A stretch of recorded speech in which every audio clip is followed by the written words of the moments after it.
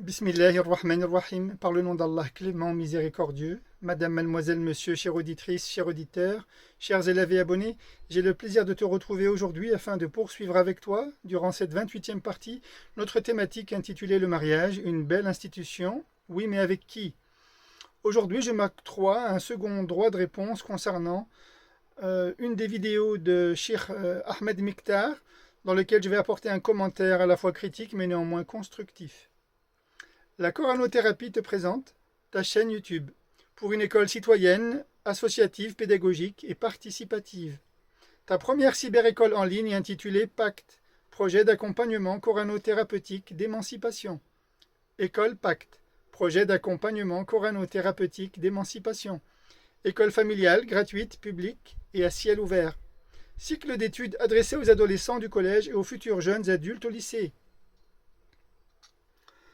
Dans la vidéo précédente, je critique, mais de manière constructive, la vidéo de Cheikh Ahmed Miktar à la question qui lui est posée concernant le mariage avec une non-musulmane, réalisée en décembre 2016. Je démontre dans la vidéo précédente les raisons pour lesquelles l'extrait de la sourate 5, signe 5, n'est pas abrogé par l'extrait de la sourate 2, signe 221, comme il veut bien le prétendre. J'apporte néanmoins des précisions à son argumentaire et j'avance pour cela deux raisons. La première raison, c'est que les deux extraits ne parlent pas des mêmes catégories d'individus concernés par le mariage. En effet, l'extrait de la sourate 2, signe 221, identifie clairement les polythéistes, les associateurs avec qui le Coran ne permet pas d'envisager de contracter le mariage. Et le Coran en donne les raisons. Ceux-ci invitent au feu, et Allah invite au paradis et au pardon par sa permission. Et jusque-là, je suis en harmonie avec Maître Miktar. En revanche, l'extrait de la sourate 5, signe 5, identifie les partisans des saintes écritures, ceux que l'on qualifie vulgairement de gens du livre, parmi les juifs et les chrétiens, pour qui Dieu va permettre le mariage avec des musulmans. Mais Maître Miktar semble ne pas faire la différence entre ces deux catégories qu'il associe clairement à des païens, idolâtres et associateurs. Et c'est lui-même qui l'affirme dans l'extrait de la vidéo que je vais te faire écouter à présent.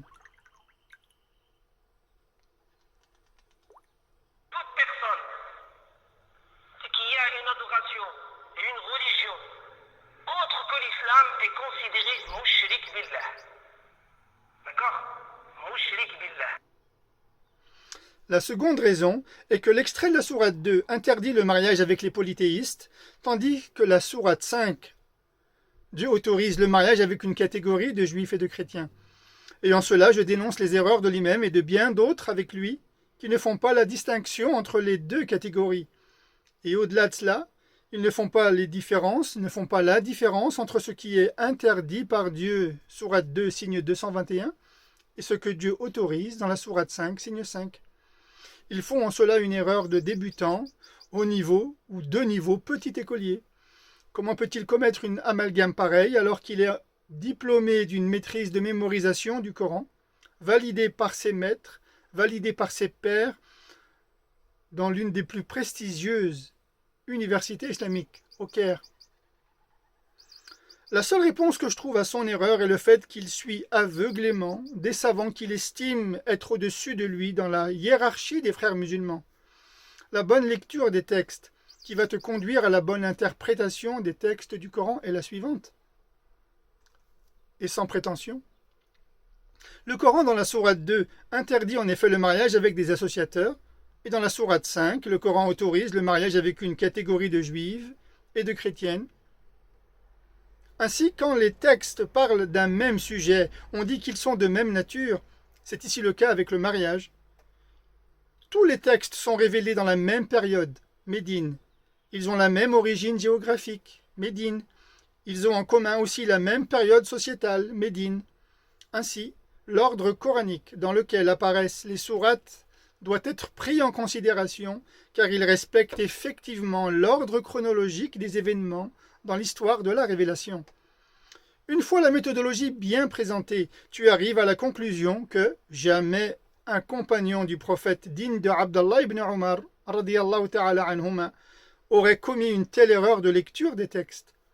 Car c'est là la marque d'un débutant, d'un amateur, voire même d'un autodidacte. Jamais un compagnon n'aurait commis pareille erreur, pour la simple et bonne raison qu'il a vécu en direct les événements. Un compagnon ne peut pas à la fois vivre un événement du vivant du prophète et venir l'abroger ensuite. Ce raisonnement-là, cette déduction-là n'a aucun sens et aucun fondement. Ce serait alors trahir la révélation si un si grand compagnon décide de son propre chef d'abroger un texte après l'avoir mis en pratique du vivant même du messager. Revenons maintenant aux chrétiens et aux juifs dont le Coran considère que certains d'entre eux font partie des partisans des saintes écritures, c'est-à-dire qui font partie du livre de Dieu, et pour lesquels Maître Miktar ne prend pas le temps de développer, puisqu'il les assimile aux associateurs. Et là, je te prie d'écouter cet extrait avec attention. Donc toute personne qui a une adoration et une religion autre que l'islam est considérée mushrik billah. D'accord? Mushrik billah. Parce que Allah subhanahu wa ta'ala dans Surat al-Bayyina qui est la preuve, il nous a montré qui sont-ils les non-musulmans, c'est-à-dire les gens qui ne sont pas musulmans. Ils sont les suivants. Il a dit subhanahu wa ta'ala لم يكن الذين كفروا من أهل الكتاب والمشركين. كفروا, ça veut dire ils ne sont pas musulmans. Qui sont-ils? من أهل الكتاب والمشركين. Ça veut dire que من أهل الكتاب il y a des gens آمنوا. ومن المشركين il y a des gens آمنوا. Parce que le mot avec mina, ça veut dire une partie de l'ensemble. D'accord? Et donc, toute personne qui n'est pas musulmane, à mon humble avis, ma conviction, moi je l'ai toujours dit, je me réfère au verset 221. Et l'avis de Abdullah ibn Omar et de plusieurs savants après lui. Et donc, je suis juste, j'interdis à la femme de se marier avec des non-musulmans, et j'interdis aussi à l'homme de se marier avec des non-musulmans. Voilà, alhamdulillah. Et on est libre. Personne ne nous force de faire quoi que ce soit. La ikraha fi ddin. Je donne mon avis et je n'oblige personne à le suivre. Alors, qui sont vraiment les gens du livre, les partisans des saintes écritures? Il s'agit des juifs et des chrétiens. Mais me diras-tu n'importe quelle juive et n'importe quelle chrétienne? N'importe quel juif, n'importe quel chrétien?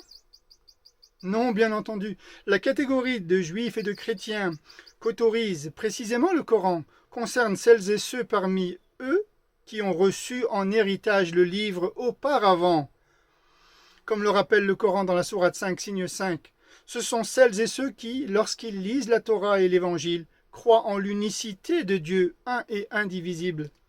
Car auparavant, en arabe min qabl, n'est pas semblable à avant. Auparavant, les Juifs et les chrétiens, du temps des enfants d'Israël, les Judéens et les Nazaréens, c'est comme ça qu'on les appelait, du vivant même de Jésus, croyaient en un seul Dieu, sans fils ni associé. Ce n'est que 300 ans après le Messie, Jésus fils de Marie, soit au IVe siècle de notre ère, que le chiisme, la séparation, la division s'est faite et qu'on a établi en droit canon chez les chrétiens la séparation et l'appellation des nouveaux chrétiens, afin d'affirmer la divinité de Jésus. Ceux-là ont dénaturé le livre, effectivement, par la suite, et ont effectivement associé à Dieu une autre divinité en dehors d'Allah. Toutefois, et c'est là que je pointe le doigt vers tous ces imams qui ignorent ou semblent ignorer, et c'est plus grave encore, qu'il existe en réalité une communauté de foi parmi les juifs et les chrétiens à travers le monde, qui n'associe rien ni personne à Dieu, et cela jusqu'à la fin des temps. Et ce n'est pas moi qui le dis, mais la parole d'Allah, Azza wa Jalla. Et on y reviendra dans un instant. Et cette communauté de foi ne croit pas en l'existence d'un Dieu en tant que fils ou d'un fils en tant que Dieu. Permets-moi d'abord de corriger un courant de pensée qui inonde notre société et nos mosquées, et qui n'est ni plus ni moins qu'une fausse croyance à laquelle adhèrent un certain nombre d'imams et de youtubeurs. Il provient de l'erreur de certains savants qui ont mis dans le même collier, dans le même panier, et cela depuis des siècles, les juifs et les chrétiens de toute obédience confondus, avec les associateurs, et cela sans distinction aucune. Tant que l'imam continue à faire l'amalgame entre les juifs et les chrétiens, en les confondant tous dans le même collier, tant qu'il ne les dissocie pas pour les répartir autrement et correctement. En affirmant qu'il y a parmi eux des croyants, eh bien il induit le lecteur ou l'auditeur dans une erreur aussi grossière que stupide. Passons maintenant à la deuxième partie de sa vidéo. Donc toute personne qui a une adoration et une religion autre que l'islam est considérée mushrik billah. D'accord? Mushrik billah. Parce que Allah subhanahu wa ta'ala dans Surat al-Bayyina qui est la preuve, il nous a montré qui sont-ils les non-musulmans, c'est-à-dire les gens qui ne sont pas musulmans. Ils sont les suivants. Il a dit subhanahu wa ta'ala لم يكن الذين كفروا من أهل الكتاب والمشركين. كفروا, ça veut dire ils ne sont pas musulmans. Qui sont-ils? من أهل الكتاب والمشركين. Ça veut dire que من أهل الكتاب il y a des gens آمنوا. ومن المشركين il y a des gens آمنوا. Parce que le mot avec mina, ça veut dire une partie de l'ensemble. D'accord? Et donc, toute personne qui n'est pas musulmane, à mon humble avis, ma conviction, moi je l'ai toujours dit, je me réfère au verset 221. Et l'avis de Abdullah ibn Omar et de plusieurs savants après lui. Et donc, je suis juste, j'interdis à la femme de se marier avec des non-musulmans, et j'interdis aussi à l'homme de se marier avec des non-musulmans. Voilà, alhamdulillah. Et on est libre. Personne ne nous force de faire quoi que ce soit. La ikraha fi ddin.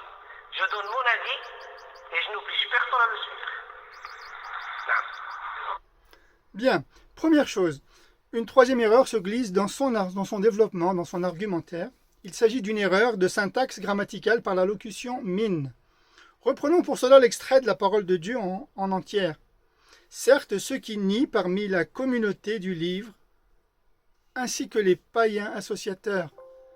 Innal ladhina kafaru min ahlil kitabi wal mushrikin. Le Coran distingue clairement deux catégories de détracteurs parmi les négateurs de Mohammed. Sallallahu alayhi wa sallam. Lorsque le Coran désigne les partisans du livre, il nous fait entendre qu'une partie seulement d'entre les juifs et les chrétiens nie, mais non pas la totalité d'entre eux. Et c'est la locution partitive en arabe min qui nous l'indique. Innal ladhina kafaru min ahlil kitab. En revanche, lorsque le Coran désigne les païens adorateurs, la locution partitive min est absente, elle n'existe pas. Innal ladhina kafaru min ahlil kitabi wal mushrikin. Et pourtant l'imam va la rajouter et la mentionner. Alors que juste avant, lorsqu'il cite le texte en arabe, il le récite correctement. Mais quand il le commente, il ne s'entend pas et ne se rend pas compte de son erreur. Il va même jusqu'à affirmer une chose et son contraire. Je te prie d'être attentif à son extrait. Parce que Allah subhanahu wa ta'ala dans Surat al-Bayyina qui est la preuve, il nous a montré qui sont-ils les non-musulmans, c'est-à-dire les gens qui ne sont pas musulmans. Ils sont les suivants. Il a dit subhanahu wa ta'ala لم يكن الذين كفروا من أهل الكتاب والمشركين. كفروا, ça veut dire ils ne sont pas musulmans. Qui sont-ils? من أهل الكتاب والمشركين. Ça veut dire que من أهل الكتاب il y a des gens آمنوا. ومن المشركين il y a des gens آمنوا. Voilà le mot avec mina, ça veut dire une partie de l'ensemble. Et son erreur va donc induire son auditoire en erreur. L'absence de locution partitive signifie donc que tous les associateurs sont des négateurs. Et là, on est bien d'accord. Tous en font partie dans leur totalité. Qu'il n'y ait pas d'exception les concernant. Et pourtant, Shir Miktar, lui, va dire l'inverse. À lire le texte coranique correctement, il en ressort la compréhension suivante. Une partie des partisans des saintes écritures, c'est-à-dire du livre, croient en Allah, Dieu un et indivisible, mais une grande partie d'entre eux ne croient pas en Allah, un et indivisible. A contrario, l'ensemble des païens, associateurs, polythéistes, ne croient pas en Allah, Dieu un et indivisible. C'est ce que lui-même n'a pas identifié à cause de l'erreur qu'il commet dans la citation du Coran et à cause d'une simple erreur grammaticale et de syntaxe qui se trouve dans la locution partitive min. Si tu es arabophone, tends bien ton oreille. Je pense qu'à ce moment-là, il est troublé dans son discours. Il doit savoir au moment où il affirme ceci qu'il commet une erreur, mais il ne s'entend pas suffisamment pour la corriger.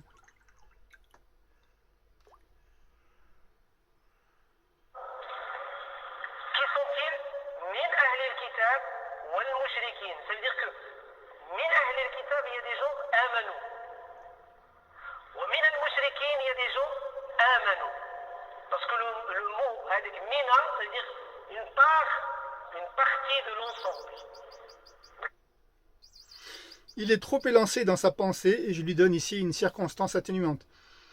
Et donc toute personne qui n'est pas musulmane à mon humble avis, dit-il, ma conviction à moi, je l'ai toujours dit, je me réfère au verset 221. Écoute attentivement. D'accord? Et donc, toute personne qui n'est pas musulmane, à mon humble avis, ma conviction, moi je l'ai toujours dit, je me réfère au verset 221.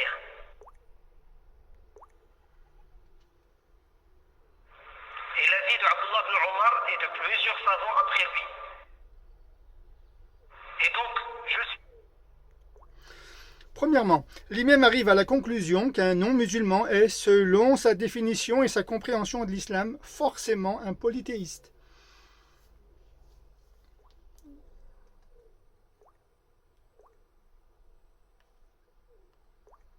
Donc toute personne qui a une adoration et une religion autre que l'islam est considérée mushrik billah. D'accord? Mushrik billah. Non seulement il ne le dit pas clairement, mais il désigne le Coran pour cela. Sans prendre ni le temps ni la peine de citer le verset 221 de la sourate 2 sur lequel il s'appuie, c'est juste un raisonnement réducteur et caricatural, pour ne pas dire simpliste. Deuxièmement, l'analyse de cet imam est insuffisante car son raisonnement est incorrect, voire même trop réducteur, parce que sa conclusion prend appui sur une interprétation dupliquée, un copier-coller de celle des savants, et non pas appuyé sur une démonstration. Il ne démontre pas ce qu'est un non-musulman. Il reconnaît certes qu'il y a deux catégories de négateurs dans la sourate La preuve manifeste, Al-Bayyina, mais il n'exploite qu'une seule catégorie d'entre elles, qu'il réunifie pour n'en former qu'une et néglige l'autre. Ce n'est pourtant pas ce que dit le Coran. Pour arriver à la conclusion et affirmer ensuite, aisément, en définitive, que le musulman qui ne croit pas est nécessairement un associateur. Et c'est ce qui s'appelle tomber dans la bipolarité. Tu es avec moi ou tu es contre moi, tu es avec Dieu ou tu es contre Dieu, tu es noir ou blanc. Et c'est un moyen très simple et caricatural de diviser les êtres humains en deux catégories. Soit tu adhères et tu appartiens à la communauté de fidèles et de musulmans, auquel cas on te décerne le titre honorifique de croyant, et garantie est ta place au paradis. Ou bien tu n'appartiens pas aux musulmans, tu n'es donc pas des nôtres, et on te jette comme un vulgaire torchon dans la catégorie des idolâtres, associateurs, qui n'ont de nom que celui qu'on veuille bien leur accorder, c'est-à-dire kuffar, et garantie est ta place éternellement dans les enfers.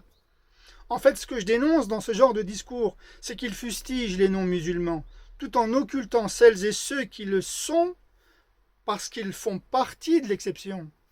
Très bien, toujours est-il qu'en fait, ils ne mentionnent pas la réalité des faits, mais toujours est-il qu'il ne peut pas éviter de citer le texte, étant donné qu'il a lui-même choisi cet extrait du Coran. Et il ne peut pas l'éviter, parce que c'est le Coran qui en parle. Écoute attentivement.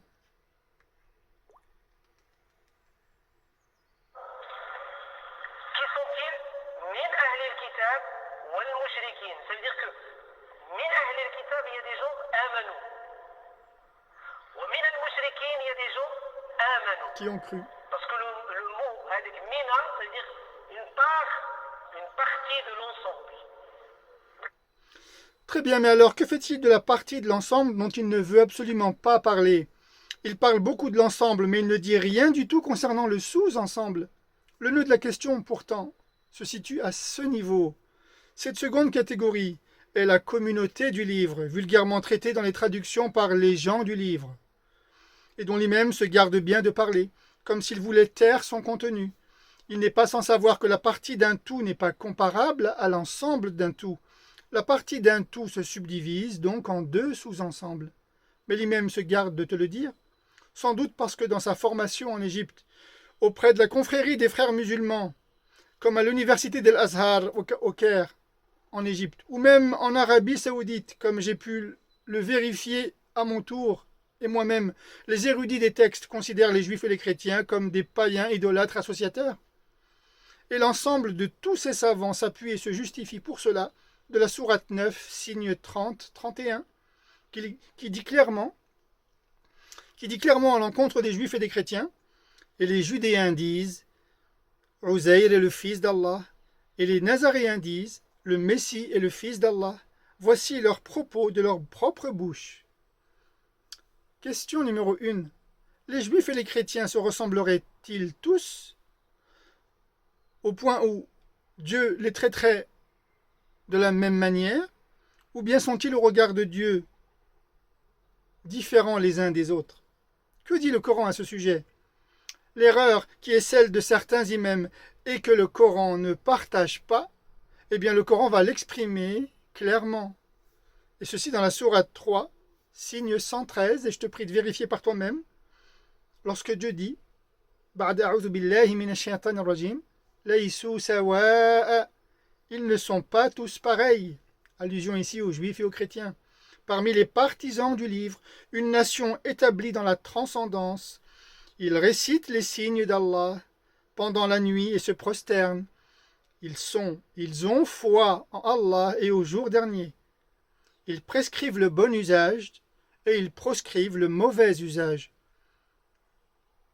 Et rivalisent dans les bonnes œuvres, les œuvres de charité. Et ceux-là figurent parmi les saints, les braves. Et quoi qu'ils fassent de bien, ils ne seront jamais mis en cause. Et Allah connaît parfaitement les dévoués. Conclusion. Le Coran précise que les juifs et les chrétiens ne sont pas tous semblables. Dieu nous apprend à ne pas faire d'amalgame au sujet des juifs et des chrétiens.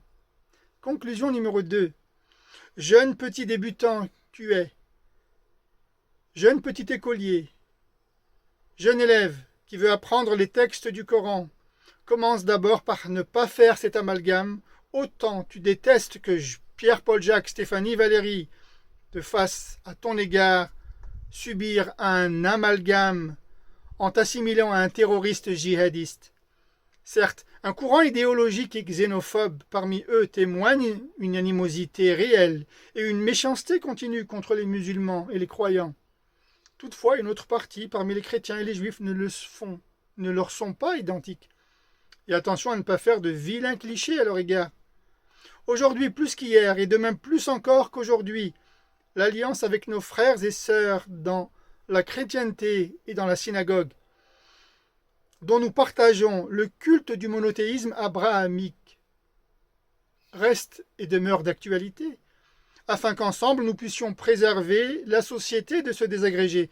Il nous reste des valeurs communes à identifier, à partager, puis à protéger. Et en cela, tous nous cheminons vers cette voie.